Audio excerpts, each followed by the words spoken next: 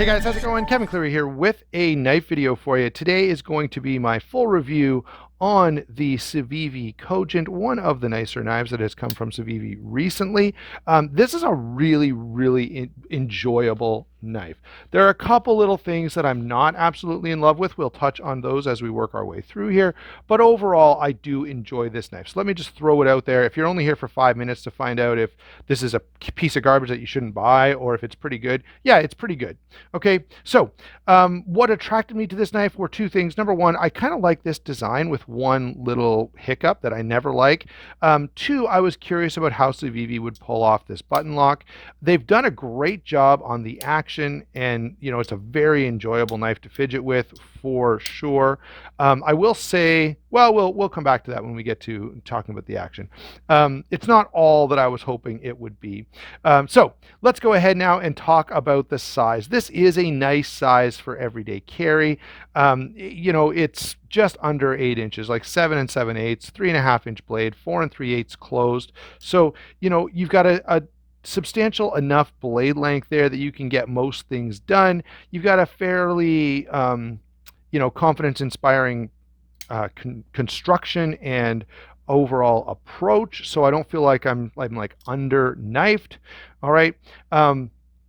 The close length is 4 3/8. The grip area is 3 9/16, which is definitely enough for my hand. And the weight of 3.77 ounces is very easy to carry around. All right. So that's my, quick rundown of, what initially attracted me is just the design and my curiosity about the button lock. The size is really great. Now let's go into some of the details here. So up front, we have a black stonewashed blade of 14C28N, which I really enjoy. It is a flat grind. It's a pretty thin blade. This is not a knife that, I wouldn't call this a hard use knife. I'd call it an EDC knife. And that's, most of the time what I need is an EDC knife. So that's good. They've done a nice job on the plunge grind.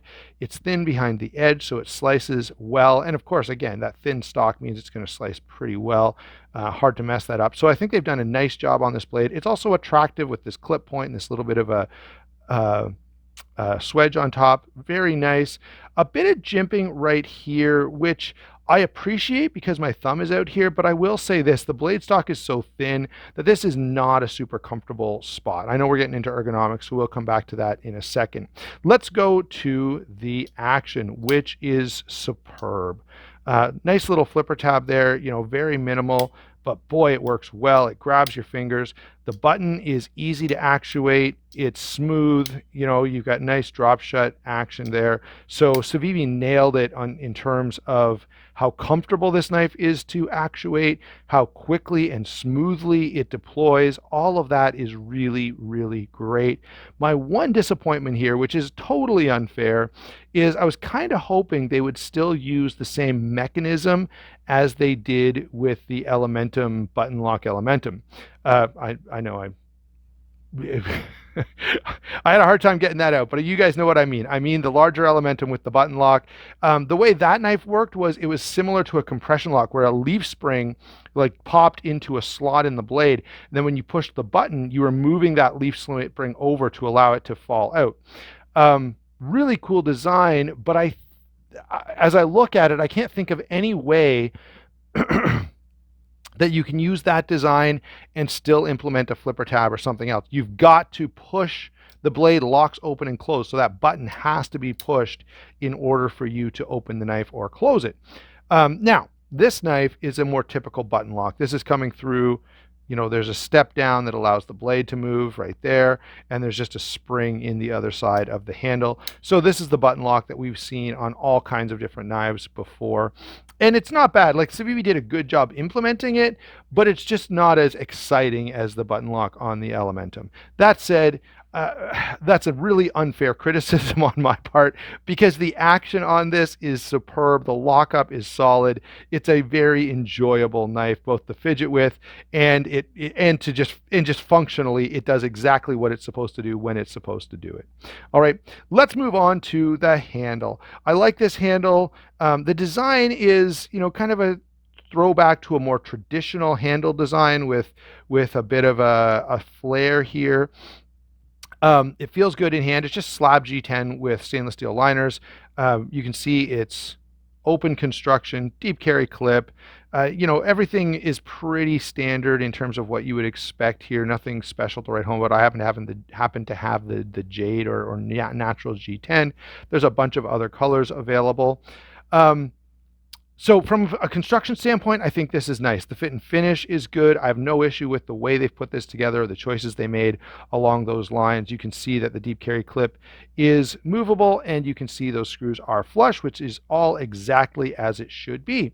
Having said that, there is one thing I don't like about this handle, and that is this thumb ramp. So notice if I use the thumb ramp, the knife is pushed so far forward in my hand that I don't really get a full grip on it anymore. My pinky just barely catches. So you can put it in a saber grip like this, but if you want a full hand on the knife, now you've got to move up here, and my thumb lands on this little hump.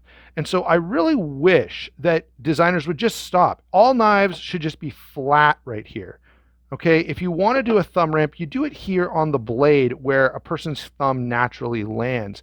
This just makes an uncomfortable spot, right? Everyone's thumb wants to land right here, and that's where you put a stupid hump on the blade. So, and I only get a little more frustrated because a lot of companies do this. Almost, yeah, I'm just going to say this. Every single knife that has a bump like this on the back, it's a problem because everyone's thumb needs to land right there. And so, yeah, it's a really dumb idea. So other than that, it's okay. What I have to do when I use this is consciously move my thumb forward and sort of pivot the knife a little bit. And I don't like having to do that. I want this to be flat. Otherwise, it's really, really good. So I have one ergonomic issue, and it's annoying because it's an industry-wide problem. So I can't pick on Civivi for doing this. There's tons of knives that have this thumb ramp just in the wrong place, right? To get your thumb to land here, you have to push the knife way out forward. So that's my only issue with it. Otherwise, in use, as I say, it bothers me a little bit every time I see that, but it's not, I can use it like this as long as I'm not using hard cutting tasks. And then in a hammer grip, if you are pushing really hard, you've got to sort of switch to a hammer grip, and then you can go ahead and do it. So that's all I would say about the ergonomics. It's a slab-sided G10 knife. So it's not as comfortable as, I don't know, like an 8010 or something like that, or a Spyderco Manix or something, but it's pretty good. All right. So that's my discussion of handle and ergonomics. Let's grab some comparisons. There are lots of nice budget-friendly knives out there. Most of them are not going to be quite as fidget-friendly as this, but some of them might be just as or even more ergonomic. I've got the Resilience here only because I don't have a Tenacious. So yeah, this is way, way bigger, but it's a stand-in for the Tenacious. Okay, so we'll just pretend that. Let me move this one out of the way. Let's grab the CJRB Feldspar. This would be another budget option that's out there. So there are lots of good budget options. Most of them are not going to be quite as fun to fidget with as this one is because of the way Civivi has done such a great job with that button lock. All right. I thought I had a Rat Model 1 here, but I don't. So let's just throw in, I'll put the real steel back just for size comparison. This is about the size of a real steel. About the size of a Rat Model 1. Let me throw in a Manix as well, just because it's such a familiar knife. Normally I'd throw a Pair 2 in here, but it's at home on my shelf. But most people are probably familiar with the size on a Spyderco Manix, and so there it is. All right, that gives you an idea of how it compares maybe to some of the other knives in your collection. It's a nice full-size folding knife.